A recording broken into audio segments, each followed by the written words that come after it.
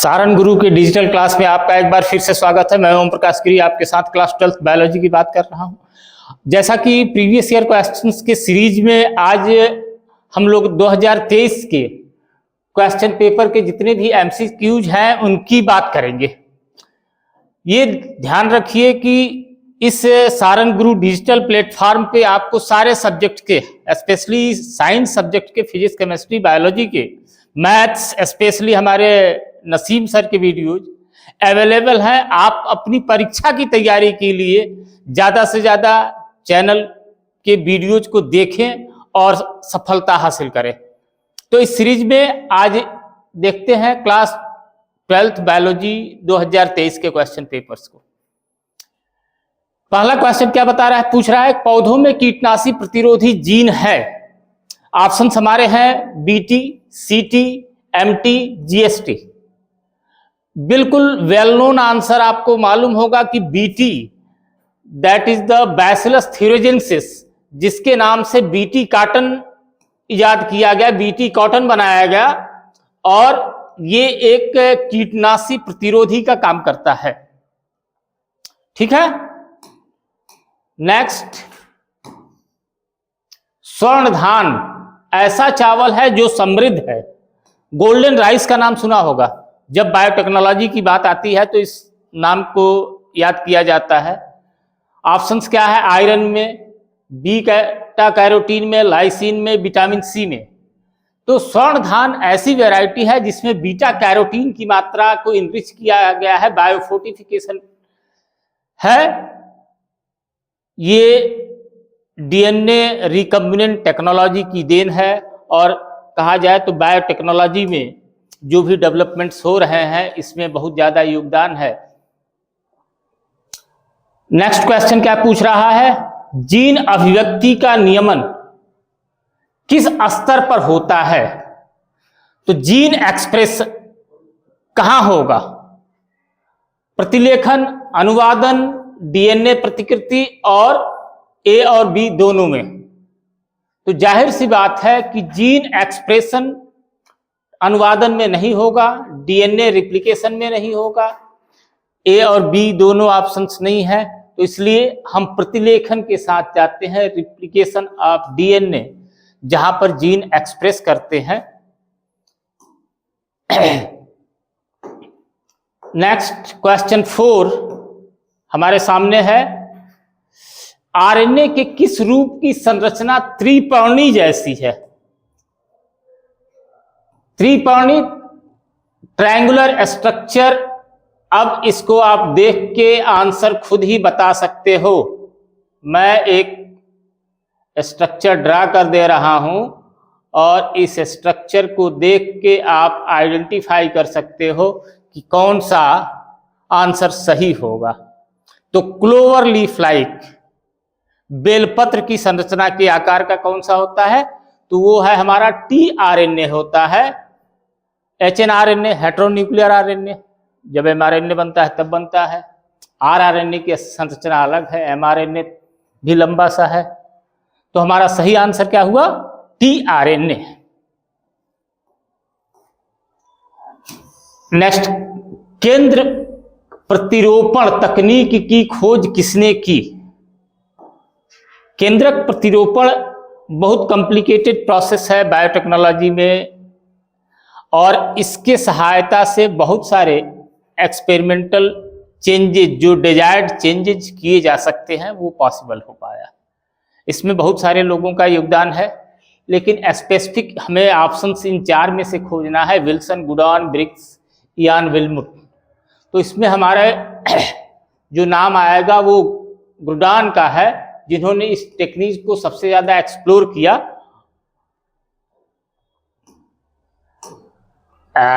Next question number 6, DNA और RNA समान है। भाई बेसिक संरचना तो ठीक है, दोनों न्यूक्लियोटाइड्स हैं। अब न्यूक्लियोटाइड्स मैं बता रहा हूं तो शायद आंसर भी बता दिया, देख लो। द्विगुणित में समान होने के कारण, समान शर्करा होने के कारण नहीं है, समान शर्करा भी नहीं है। उसमें डीऑक्सीराइबोज शुगर होता है, वहां राइबोज शुगर होता है। न्यूक्लियोटाइड के बहुलक होने के कारण हम आंसर थर्ड के साथ जा रहे हैं। न्यूक्लियोटाइड के बहुलक होने के का पॉलीमर होता है, पॉलीन्यूक्लियोटाइड्स की चेन बनती है दोनों में, ये एक सिमिलरिटी है। फोर्थ पॉइंट भी नहीं है, समान पिरिमिडीन क्षार होने के कारण इस पॉइंट को हम एक्सेप्ट नहीं करेंगे। हम आंसर थर्ड के सी के साथ जाएंगे। क्वेश्चन नंबर 7, ये क्वेश्चन पूछ रहा है क्या,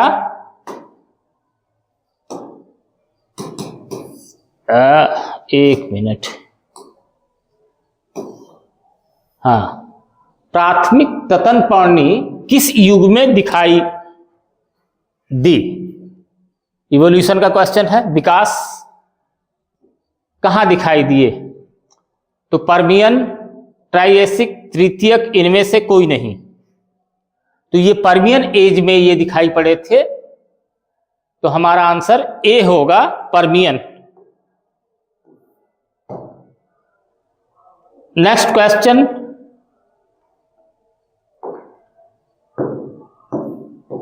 ये बार बार क्यों ये डिस्टर्ब कर रहा है? ऐड टेक्स्ट, हाँ। नेक्स्ट क्वेश्चन, सैटेलाइट डीएनए एक उपयोगी साधन है। सैटेलाइट डीएनए, मैं एक डायग्राम दे रहा हूं, ये कुछ इस तरह का स्ट्रक्चर है। डीएनए की अगर संरचना है तो इस तरह का हेड बन जाता है, that is known as the satellite DNA. तो ये उपयोगी साधन है किस? रोग निदान में, अंग संवर्धन में, फोरेंसिक विज्ञान में, ऊतक संवर्धन में।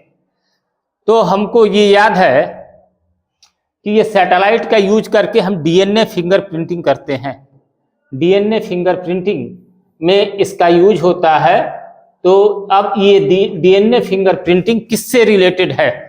तो ऑप्शंस किसका? रोग निदान से डीएनए फिंगरप्रिंटिंग नहीं है, अंग संवर्धन से नहीं है, फोरेंसिक साइंस से रिलेटेड है, तो फोरेंसिक विज्ञान से में इसका प्रयोग किया जाता है। क्वेश्चन नंबर 9, विविधताएं अधिसूत्री विभाजन के दौरान उत्पन्न होती हैं। जो डाइवर्सिटीज है, डिफरेंस, वेरिएशंस है, उत्पन्न हो जाती हैं किस स्टेज में? मितय के कारण, स्वतंत्र संकलन का कारण, सहलग्नता का कारण, ए और बी दोनों। अब इसमें क्या ऑप्शन होगा? डाइवर्सिटीज कहां से आती हैं? तो डाइवर्सिटीज का क्या रीजन है? विविधताएं अधिसूत्री विभाजन के दौरान उत्पन्न होती हैं। आंसर क्या होगा? तो आंसर हमारा होगा मितय का कारण, डाइवर्सिटीज यहां हो जाती हैं। क्वेश्चन नंबर 10, मानस अभयारण्य अवस्थित है, एक सेंचुरी है, ये कहां पर स्थित है? ऑप्शंस हमारे हैं असम, बिहार, गुजरात, राजस्थान। राजस्थान में नहीं है, गुजरात में भी नहीं है, बिहार में भी नहीं है। इसका सही आंसर है मानस अभयारण्य असम में स्थित है। आंसर ए के साथ हम जा रहे हैं। क्वेश्चन 11 क्या पूछ रहा है? निम्नलिखित में से कौन सा प्रतिबंधन एंजाइम नहीं है? रेस्ट्रिक्टेड एंजाइम कौन सा नहीं है? ऑप्शंस हैं EcoR1, BAM-H1, HIN3 और पैक्टिनेज। जैसा कि हम देख पा रहे हैं, इसमें से फर्स्ट, सेकेंड और थर्ड कॉन्टिन्यूअसली ये तीनों के तीनों क्या है? रेस्ट्रिक्टेड एंजाइम्स इसमें है। इसमें पैक्टिनेज जो है वो रेस्ट्रिक्शन एंजाइम नहीं है। हम आंसर डी के साथ जाएंगे, पैक्टिनेज के साथ। ओके, ये क्लियर करते चले एक एक पॉइंट। यहां जो डिस्कस किया जा रहा है इसमें आपको एक से ज्यादा क्वेश्चंस के आंसर मिलेंगे अगर आपने ध्यान से देखा तो। नेक्स्ट क्वेश्चन, आनुवंशिक संशोधित फसलों का उत्पादन किया जा सकता है? जेनेटिकली मॉडिफाइड पूछ रहा है, तो किस विधि से किया जा सकता है? जेनेटिकली मॉडिफाइड क्रॉप्स, प्लांट्स कैसे? सूक्ष्म प्रजनन द्वारा, पर प्रजनन द्वारा, पुनर्युग्म डीएनए प्रौद्योगिकी के द्वारा, कायिक संकरण द्वारा। क्या होना चाहिए? तो पुनर्योग डीएनए प्रौद्योगिकी द्वारा recombinant DNA technology, recombinant DNA technology के द्वारा ये काम होता है। जो कि बनता है उसको हम आरडीएनए कहते हैं। हम डिजायर्ड डीएनए का सेगमेंट तैयार करते हैं और उसको डिजायर्ड सेल में इंट्रोड्यूस कराते हैं, तो आरडीएनए की टेक्निक है।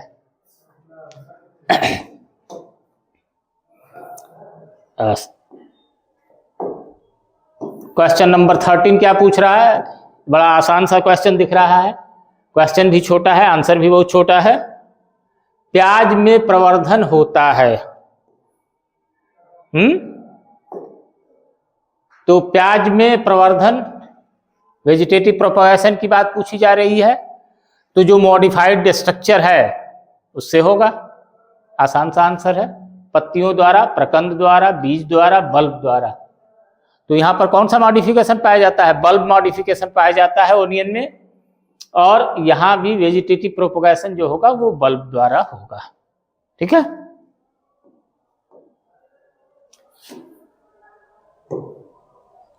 यहां थोड़ा सा गड़बड़ दिख रहा है। हीमोफीलिया अपराध निम्नलिखित में से किसमें पाया जाता है? अपराध न करके बीमारी कहा जाए, रोग कहा जाए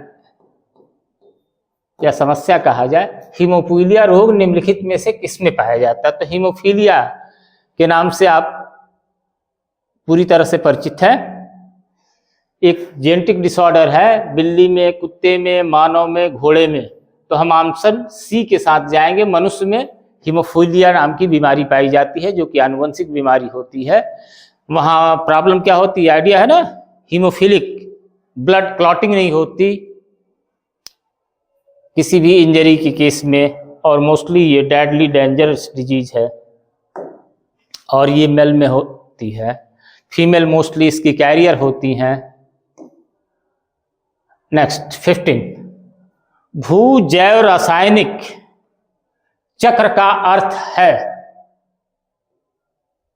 इंग्लिश में अगर इसको कहें तो bio Jio chemical cycle. Bio Jio chemical cycle, what is this? नाम से ही क्लियर हो जा रहा है कि लिविंग वर्ल्ड में जियो से रिलेटेड और केमिकल का मूवमेंट है। क्या होगा? जल का चक्रण नहीं होगा। किसी परितंत्र में ऊर्जा का चक्रण, गैसों का चक्रण, परितंत्र में पोषक तत्वों का चक्रण, पौधों तथा वातावरण के बीच गैसों का चक्रण। क्या होना चाहिए? हम ऑप्शन सी के साथ जा रहे हैं। परितंत्र में पोषक तत्वों का, न्यूट्रिएंट्स, जियो आ गया है ना, तो जियो आ गया तो एलिमेंट्स होंगे। जहां भी जियो के बायो जियो केमिकल साइकिल अगर आ रहा है, भू जैव रासायनिक अगर कह रहा है, तो वहां कुछ मटेरियल्स होंगे, न्यूट्रिएंट्स होंगे, केमिकल्स होंगे। सिर्फ गैसेज या वाटर नहीं होगा।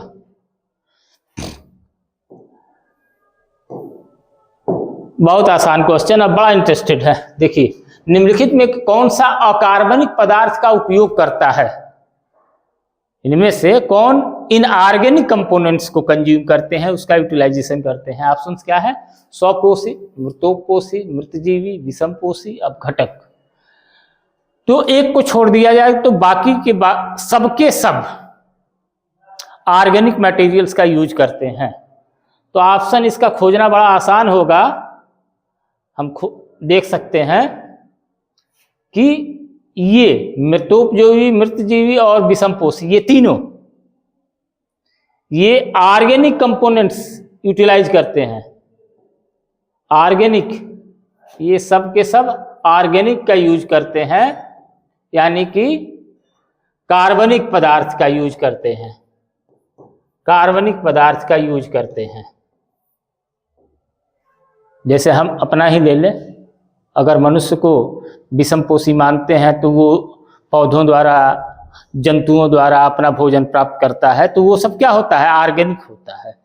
तो यहां पूछ रहा है अकार्बनिक, तो जाहिर सी बात है स्वकोशी जो ऑटोट्रॉफ्स हैं, प्लांट्स हैं स्पेशली, वो क्या करते हैं, अकार्बनिक पदार्थों को संश्लेषण करके कार्बनिक पदार्थ में बदल देते हैं, जो कि फोटोसिंथेसिस की प्रोसेस होती है। ठीक है। नेक्स्ट क्वेश्चन, लाइकेन किस क्रम में अग्रणी है? लाइकेन की कहानी अगर हम करते हैं, इसकी बात करेंगे तो किससे रिलेट करेंगे? जल क्रमक के साथ, शैल क्रमक के साथ, मरु क्रमक के साथ, बी और सी दोनों के साथ। तो जल क्रमक के साथ लाइकेन, जल से रिलेशन तो है लेकिन जल क्रमक में से नहीं होगा। ये शैल क्रमक के साथ इसका रिलेशनशिप होता है और इसमें ये अग्रणी होता है। प्राइम ये लैंड करते हैं, यहां से लाइकेन से शुरू होती है इवोल्यूशन, तो आगे वहां पर नया जीवन शुरू होता है। और ये कहाँ होगा? चट्टानों पर होता है, धरातल पर होता है, जो जहां पर नई नई पौधे और जंतु उत्पन्न होंगे, तो वहां पर अग्रणी काम करता है लाइकेन। उससे वहां न्यूट्रिएंट्स आ जाएंगे, ऑर्गेनिक मटेरियल आ जाते हैं, कार्बनिक पदार्थ होते हैं, जिसकी वजह से वहां पर जीवन का प्रारंभ संभव हो पाता है।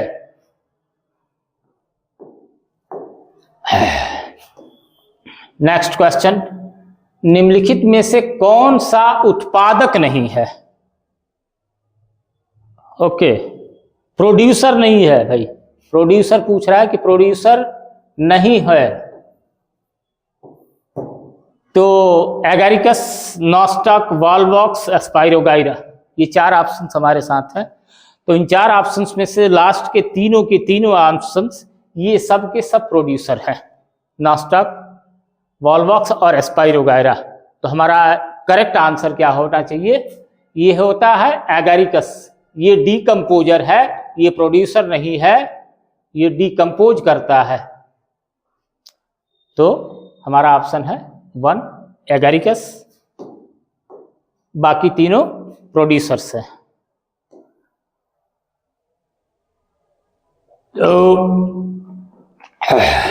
नेक्स्ट क्वेश्चन, आनुवंशिक अभियांत्रिकी में प्रतिजैविकों का प्रयुक्त किया जाता है।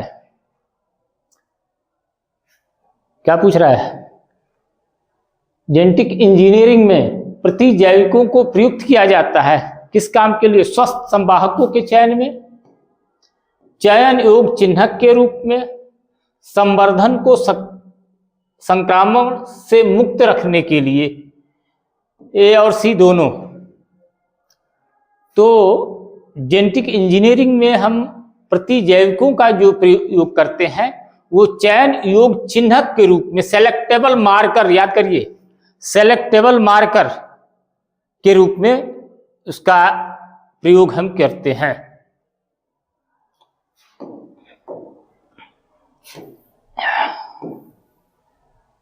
बहुत इंटरेस्टेड क्वेश्चन है और आप आसान भी कहा जा सकता है। एगारोज जेल पर अलग किए गए डीएनए के टुकड़ों को किससे रगड़ने के बाद देखा जा सकता है?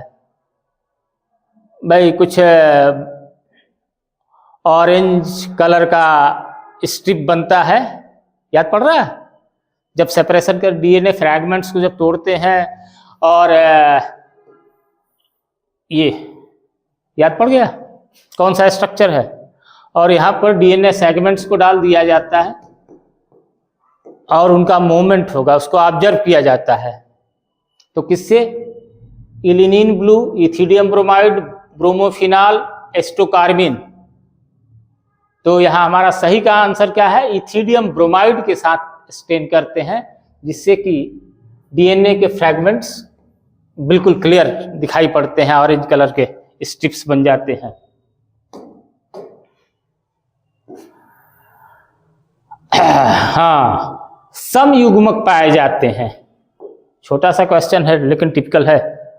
समयुग्मक पाए जाते हैं, होमोगैमेट्स पाए जाते हैं, गैमेट्स एक ही जैसे होंगे। किस केस में? मेढक में, फ्यूकस में, पक्षी में, क्लेडोफोरा में। तो यहाँ समयुग्मक का केस जो होता है वो फ्यूकस में पाया जाता है। ये हमारा आंसर होगा बी, फ्यूकस। समयुग्मक उसमें पाए जाते हैं।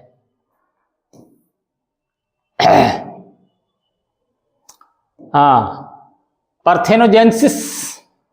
पार्थेनोजेनेसिस शब्द किसके द्वारा निर्माण किया गया या सबसे पहले प्रयोग किया गया?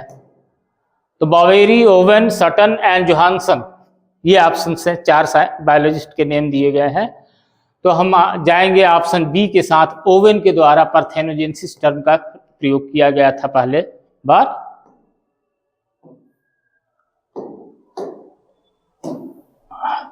नेक्स्ट, ये देखने में तो आसान क्वेश्चन है लेकिन थोड़ा सा टिपिकल है। पैरामीशियम में किस प्रकार का द्विविखंडन होता है? बाइनरी फ्यूजन तो है, ठीक है, द्विखंडन की बात ही की जा रही है, लेकिन किस प्रकार का? सिंपल द्विविखंडन होता है, अनुप्रस्थ होगा, अनुदैर्ध्य होगा, ऑब्लिक द्विविखंडन होगा। तो पैरामीशियम का स्ट्रक्चर कुछ आप देख लीजिए, कुछ इसी तरह का मुझे लगता है कि है। अब इस पैरामीशियम में किस तरह का? यूग्लिना, पैरामीशियम, इन नाम से आप परिचित हैं। तो उसमें क्या होगा?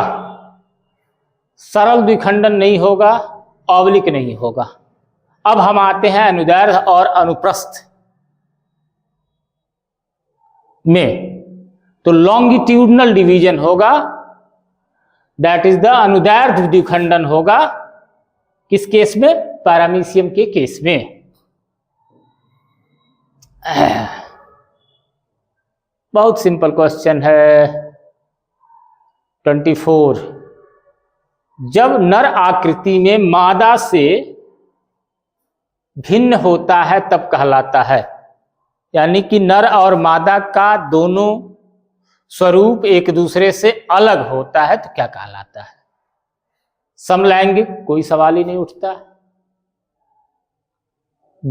यौन द्विरूपता, विषमलैंगिकता, उभयलिंगता, क्या होगा? ये फर्स्ट चैप्टर में ही आया था, जहां पर ह्यूमन रिप्रोडक्शन थी, वहीं से ये बात समझ में आ सकती है। क्या है? इसको कहते हैं यौन द्विरूपता, सेक्सुअल डायमॉर्फिज्म। सेक्सुअल डायमॉर्फिज्म इसको कहा जाता है हिंदी में, यौन द्विरूपता। जब मेल और फीमेल एक दूसरे से अपीयरेंस में डिफरेंट होते हैं। और ह्यूमन बीइंग के केस में क्या होता है कि जब प्यूबर्टी के स्टेज के बाद से ये डिफरेंसेस ज्यादा क्लियर हो जाते हैं, विजिबिलिटी बिल्कुल डिस्टिंग्विश कर सकते हैं by the appearance of the male and female. हाँ, क्वेश्चन नेक्स्ट। गर्भ निरोधक गोली में मौजूद प्रोजेस्टेरॉन किस कार्य के लिए होता है? क्या काम करता है? विदलन रोकने के लिए, अंडोत्सर्ग रोकने के लिए, निषेचन को रोकने के लिए, ए और सी दोनों। तो दोनों के साथ की तो बात बिल्कुल नहीं है। निषेचन को, फर्टिलाइजेशन को ये नहीं रोकता। जो क्या है? प्रोजेस्टेरॉन। प्रोजेस्टेरॉन रोकता किसको है? तो अंडोत्सर्ग, ओव्यूलेशन। फीमेल में प्रोजेस्टेरॉन की गोलियां दी जाती हैं, जितनी भी पिल्स हैं, पिल्स में प्रोजेस्टेरॉन पाया जाता है। और प्रोजेस्टेरॉन क्या करता है कि प्रोसेस ऑफ ओव्यूलेशन को चेक कर देता है, जिसकी वजह से प्रेगनेंसी नहीं हो पाती, कंसीविंग की प्रोसेस नहीं हो पाती।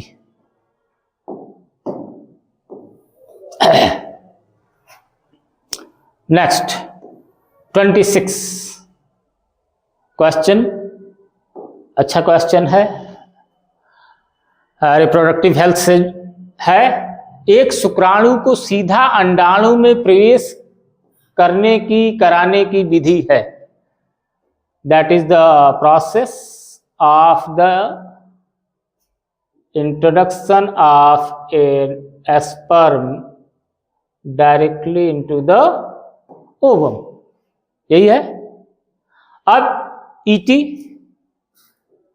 ICSI, gift and gift. तो जिफ्ट और गिफ्ट को हम देखें, यहां जाइगोट इंट्राफैलोपियन ट्रांसफर होता है, जाइगोट है। गिफ्ट में गैमेट इंट्राफैलोपियन ट्रांसफर होता है, दोनों बात नहीं है। ICSI that stands for the intracytoplasmic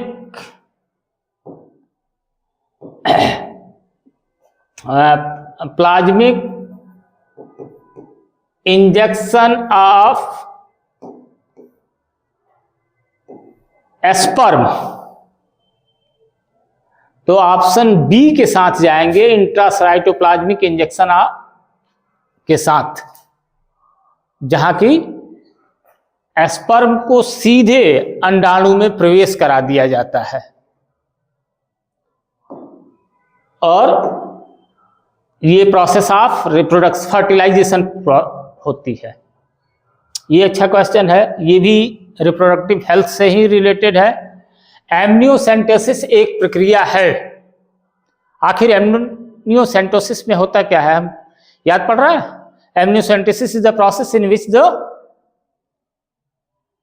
what the liquid the gel from the developing embryo taken out, जहां पर कि डेवलपिंग एम्ब्रियो से हम उसका फ्लूइड निकालते हैं और उसकी स्टडी करते हैं to find out any genetic disorder और to find out that growth, किस तरह से उसका ग्रोथ हो रहा है, किस तरह से बेबी का डेवलपमेंट होता है, तो उसको स्टडी करने के लिए हम एमनियोसेंटोसिस करते हैं। एक मिसयूज भी एमनियोसेंटोसिस का हो रहा है बहुत तेजी के साथ, that is for the detection of sex of the developing baby. बच्चे के बढ़ते हुए बच्चे के सेक्स को डिटरमाइन करते हैं, जो कि एक गलत प्रक्रिया है। तो अब यहाँ से हम देखें क्या ऑप्शन है। मस्तिष्क की बीमारी को जानने के लिए बिल्कुल नहीं, भ्रूण में किसी आनुवांशिक रोग के निदान के लिए, यही हमारा सही आंसर होगा। इसके साथ हम जाएंगे एमनियोसेंटोसिस के रेफरेंस में। नेक्स्ट क्वेश्चन, जननांग संपर्क किसके द्वारा फैलने वाला एसटीडी है? तो जो जननांग संपर्क, जो सेक्सुअल कांटेक्ट है में किसके द्वारा फैलने वाला एसटीडी है, तो एसटीडी पूछा जा रहा है, ध्यान देना पड़ेगा। Sexually transmitted disease, hepatitis A, herpes विषाणु, पैपिलोमा, ट्राइकोमोनास। तो यहां पर ये चारों के चारों रिलेटेड तो है एसटीडी से, लेकिन कह रहा है जननांग संपर्क। तो इस जननांग संपर्क का सही आंसर क्या होगा? पैपिलोमा वायरस यहां करेक्ट आंसर है हमारा। क्वेश्चन नंबर 29, टी लिम्फोसाइट किसमें उत्पन्न होता है? बड़ा पॉपुलर नाम है, बहुत बार पढ़े होंगे। तो यकृत, थाइमस, अस्थि मज्जा, बी और सी दोनों। तो हम यकृत के साथ नहीं जाएंगे, थाइमस के साथ नहीं जाएंगे, हम जाएंगे ऑप्शन सी, अस्थि मज्जा, बोन मैरो के साथ जाएंगे। इसलिए डी भी आंसर नहीं होगा, हम आंसर सी के साथ जा रहे हैं। ठीक है, सारे सब्जेक्ट स्पेशली फिजिक्स, केमिस्ट्री और बायोलॉजी के questions, previous year questions specially हमारे यूट्यूब चैनल पर अवेलेबल है। आप उससे मदद ले सकते हैं अच्छी तैयारी के लिए। जब भी आपको आवश्यकता महसूस है, इस चैनल को सब्सक्राइब करो और इस चैनल से वीडियोज आप देखते जाइए। नेक्स्ट क्वेश्चन, चलिए, विमितय किस अवस्था की विशेषता है? That is the stage of the crossing over. तो ये पैकीटीन प्रावस्था में ये पाया जाता है। ये सारे स्टेजेस जो दिखाई पड़ रहे हैं, जो ऑप्शंस दिए गए हैं, वो किसके हैं? तो मियोसिस सेल डिवीजन के प्रोफेज फर्स्ट के 5 सब स्टेजेज होते हैं, जिसमें से 4 की बात दी गई है और इसमें से हमारा विमितय की बात होगी, तो वो होता है पैकीटीन की प्रावस्था में। ठीक है,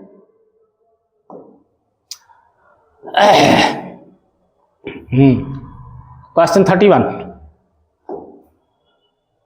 निम्नलिखित में से कौन सी अगुणित संरचना है? हैप्लॉयड यानी कि एन एंड 2n फैमिलियर हो, हैप्लॉयड एंड डिप्लॉयड कंडीशन। तो युग्मनज डिप्लॉयड होते हैं, अंडाणु हैप्लॉयड है, युग्मक भी हैप्लॉयड है, युग्मक में दोनों आ जाएंगे, अंडाणु और शुक्राणु। तो हम आंसर डी के साथ जाएंगे, बी और सी दोनों ये क्या है? तो अगुणित संरचनाएं हैं, हैप्लॉयड स्ट्रक्चर्स हैं। यही दोनों अंडाणु और शुक्राणु जब मिलेंगे तब क्या बनता है? तब जाके युग्मनज की संरचना बनती है। अंडाणु और शुक्राणु जब एक दूसरे के साथ मिलते हैं, निषेचन की प्रक्रिया होती है, तो युग्मनज बनते हैं। बहुत आसान सा क्वेश्चन था। आते हैं, निम्नलिखित में से कौन सी विलुप्त प्राय प्रजाति है? हाँ, ये इवोल्यूशन में फिर आ गए हम। तो इसमें से कौन सी विलुप्त प्राय है? निपेसियथस, टिकोमा, इंजोरा, बी और सी दोनों। तो इनमें से विलुप्त प्राय अगर प्रजातियों की बात हम करें तो टिकोमा और इंजोरा दोनों का नाम आता है। ये विलुप्त प्राय हो चुकी हैं, इसलिए हमारा करेक्ट आंसर होगा डी, बी और सी दोनों। इस आंसर के साथ हम जाएंगे। ठीक है।